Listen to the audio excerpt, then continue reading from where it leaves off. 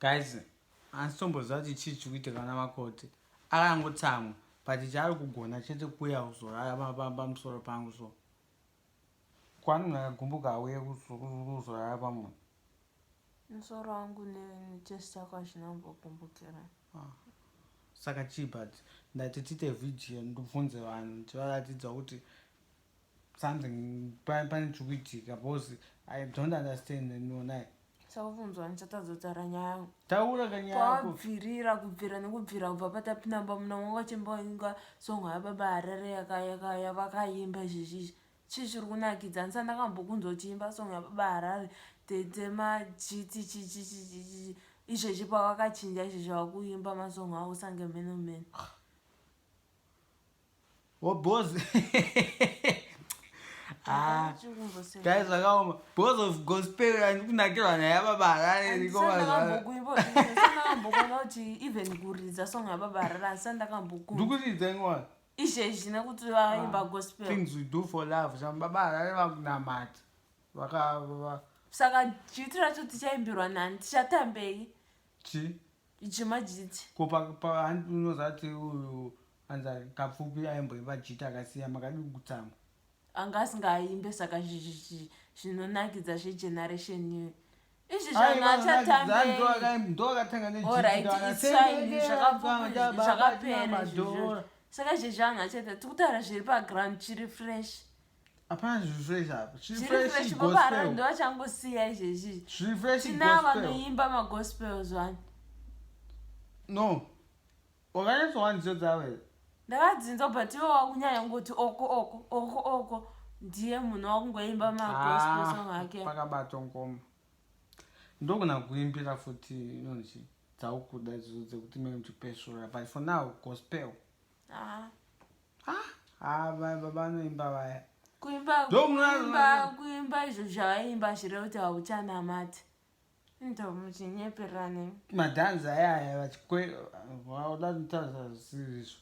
Ndo akatoita kuti vatendeuke bhozi zvava kusaita kuti vasanganise madhanza akadaro nerelationship is good nekutamba zvemadhanza zvazvo zvipinza drama sha but wakufanira kudzokerako achaimba alright ndiani vanhu vakawanda vakazara noimba magospel vachabudikira vakawanda ingavana vakasiya vaintrodusa vanhu vakawandisa vanga kutopinda saka uri side ravo ka chitaura weka andiori side ravo tikubvunza alright it's fine alright zvakaitika asi achaimba jiti ndiani ndo pane mubvunzo pakawanikwa solutions saizvapera. Alright. Matthias man. Iwo kwanga usingafarire jiti izvavo. Ndati mukoma Matthias man achensiya gospel uenda koko anditi zvinhu zvacho zvinongoitwa sobe. Iwe siya maafro utiimbire jiti ke. Akuti mukoma Matthias man kana Dara Blessing Shumba kana Charles Charamba. Chitaura wega ndiri side raBaba Harare. Ngoma dzedzi achanyamwana vakasada kutaura nezvadzo ngoma dzaya munandi nyaya kuti copyright anatomborova hwani pamwoyo pangu pada vakabata bebi bai uri uside ravo sanditi bebi kwenguva ntu auziwe waigara uchingorova mangoma ayaya kumsara daiti mai wangu uchingwene bo zvako ashuga zvakutapira zviri kwenyu zvakwasauti zvakuvava mani hazvisi kutombovhaibha vakainda izvezvi zvakutotara zvitonzwisa flu I'm allergic ne dedi chimboenda unotandara naBaba Harare I'm allergic to your nonsense buda ndikutoti munhu akatsamwira something chinhu chine musoro zvakatokosha izvozvozvo saka chienda naBaba Harare tinisiya auya pachesti pomwe ndiani asi hazvisisina basa enda iwo kuna Baba Harare ari pachesti yomwe ndiani kandiendeni kuna Baba Harare wacho ndinotaura navo kuti chii tinogara pasi tiri tu totaurirana aisha valinkangirozi kahelo iro rato drama ravo akatodi kuona zvese akatodi kutoona zvese izvozvo kutoti unenge tsvage close to him ari muserious relationship Koindati ndikuda relationship yawe ndikuda kubvunza yejiti ndandoda kufambira ndandoda kufambira hatitoida jiti from now ngatimbofokesa nezvipa round gospel kana ukaramba uda chisara wakavata kwega naye idhimoni vanhu kuteerera gospel baba harare indichivaziva chimba chiti idhimoni remwana ngaavateka kana toda kuburutsa pasi wakavata pasi saka wakutanga nhasi wakuda gospel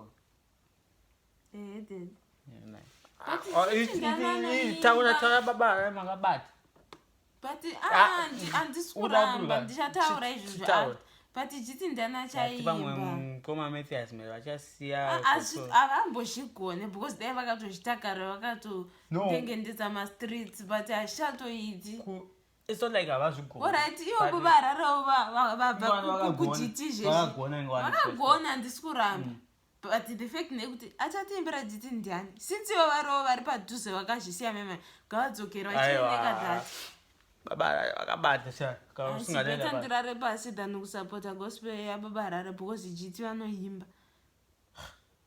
gospel yacho vanoimba vari kuimba handisi kuramba but vanhu vane gospel vakawanda isiti kuda jiti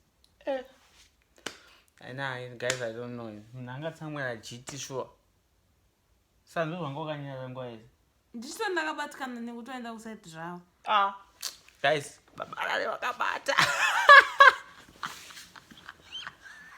takuwanda vanhu vasiri kufanira ngoma idzodzo